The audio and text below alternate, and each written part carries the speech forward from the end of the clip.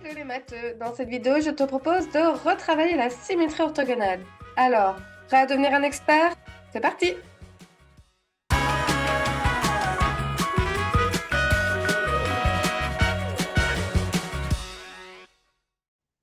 Et c'est parti pour aborder la symétrie orthogonale. Avant de démarrer les constructions, commençons par la carte d'identité de la symétrie orthogonale.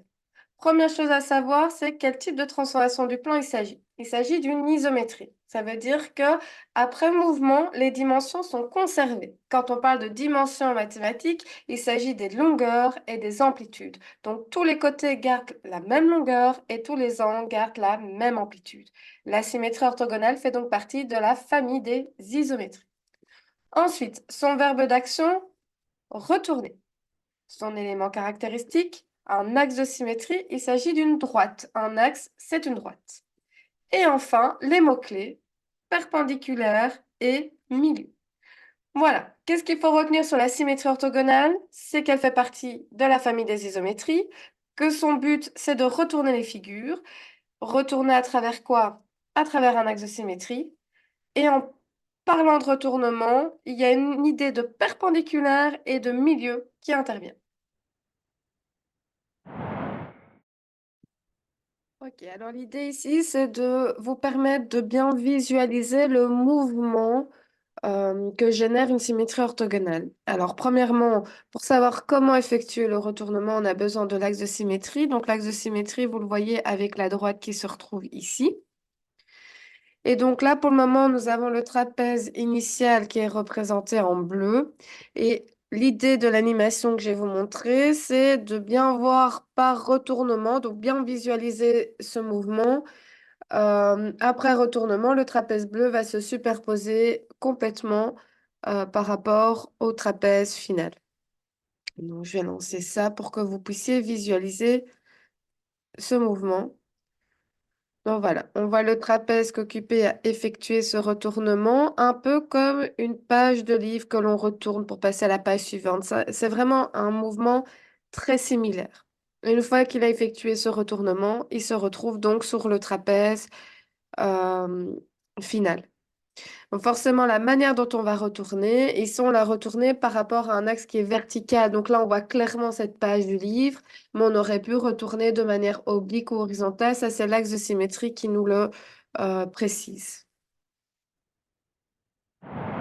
Alors, voyons voir si tu as compris. Nous avons quatre figures, des petits bateaux, et l'idée, c'est d'identifier quelle est parmi ces quatre représentations celle qui illustre une symétrie orthogonale. S'agit-il de la 1, de la 2, de la 3 ou de la 4? Et voilà, je suis sûre que tu as trouvé la bonne réponse. Il s'agissait de la figure 3.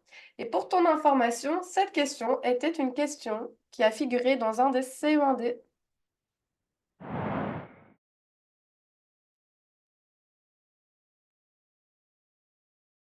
Je nous propose maintenant de voir comment il faudrait procéder pour construire l'image d'une figure par symétrie orthogonale. J'ai donc une figure de base, j'ai repris simplement le trapèze de tout à l'heure et j'ai également besoin de son axe de symétrie pour pouvoir y arriver. Au niveau des instruments de mesure, j'ai besoin d'une équerre. Alors, je vous avais dit tout à l'heure que les mots-clés de la symétrie orthogonale sont perpendiculaire et milieu. Je vais donc utiliser la ligne de mon équerre qui me permet de tracer des perpendiculaires et je vais également reporter des mesures. Ensuite, pour construire l'image d'un trapèze, étant donné qu'il est constitué de 4 sommets, je vais aller construire l'image de chacun de ces 4 sommets. Pour ce faire, je vais placer mon équerre de manière à être perpendiculaire à l'axe de symétrie à hauteur du point qui m'intéresse. Je remarque que ce point se trouve à 3,3 cm de l'axe. Je vais donc reproduire cette distance de l'autre côté de l'axe. Je vais faire exactement la même chose avec le second sommet, qui cette fois-ci se trouve à 6 cm de l'axe. Je Je vais donc reproduire ces 6 centimètres de l'autre côté de l'axe. Mais quand je passe au troisième sommet du trapèze, ce que je peux constater, c'est que je ne bénéficie pas de beaucoup d'axes pour me garantir que je suis bien perpendiculaire. Dans ces cas-là, je vais plutôt mettre mon équerre dans l'autre sens pour pouvoir bénéficier de davantage d'axosymétrie pour être le plus précis possible. Ce troisième point se trouve cette fois-ci à 5 centimètres de l'axe. Je vais donc reproduire cette distance de l'autre côté de l'axe. Et enfin, quatrième sommet, rebelote. On est cette fois-ci à 1,6 centimètres de l'axe. Je reproduis cette distance de l'autre côté.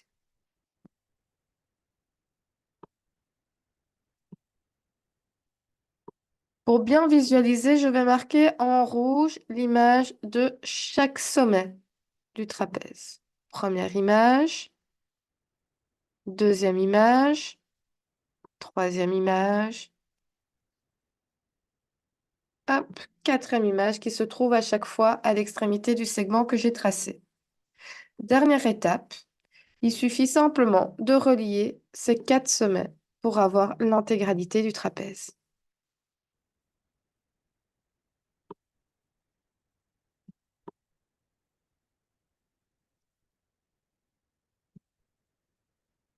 Et voilà, si j'efface mes constructions, j'ai construit l'image du trapèze par symétrie orthogonale.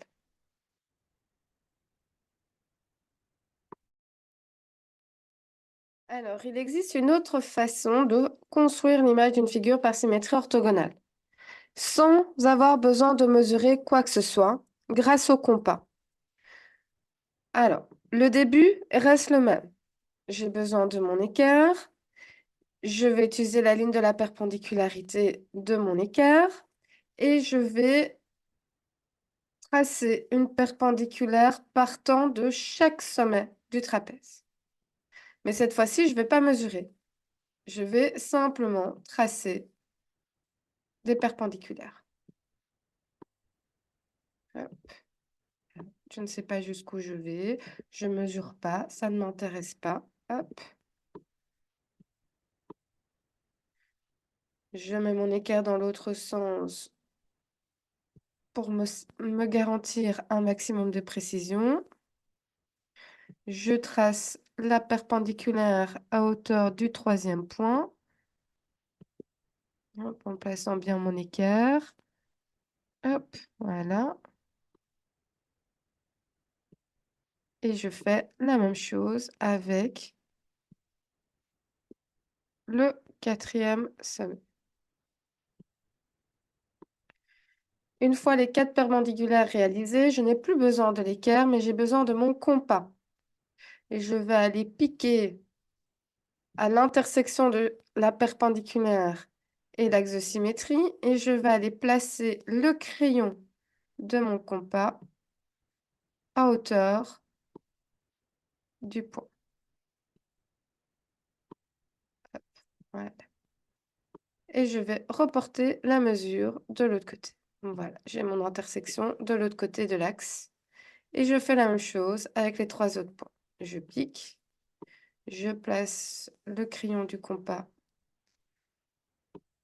à hauteur du sommet et je trace une intersection. Je pique, je place le crayon du compas à hauteur du troisième point. Hop.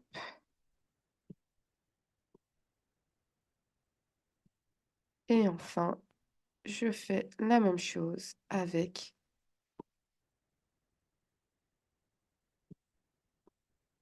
le quatrième sommet.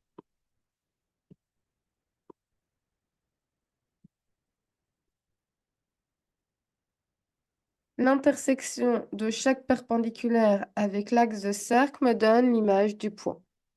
Image du premier point, image du deuxième point, troisième point, quatrième point. Et ensuite, il me suffit de relier les points pour avoir l'intégralité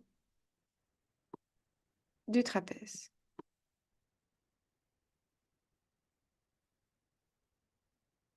Et voilà, en effaçant des constructions, j'ai construit l'image du trapèze par symétrie orthogonale.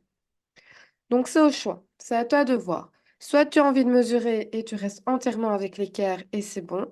Soit tu te dis non, j'ai peur de me tromper dans mes mesures et tu utilises le compas et tu obtiendras la même construction au final. Donc ça, c'est à toi de choisir.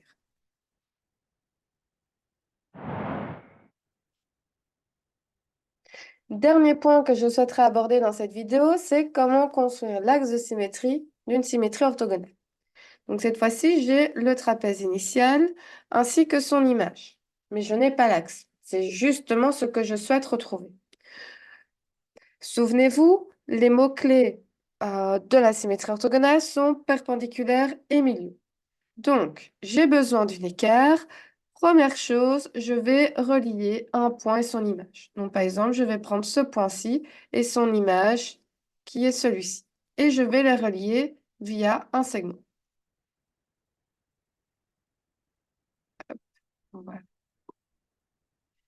Étape suivante, je vais rechercher le milieu de ce segment. Alors, j'ai deux options.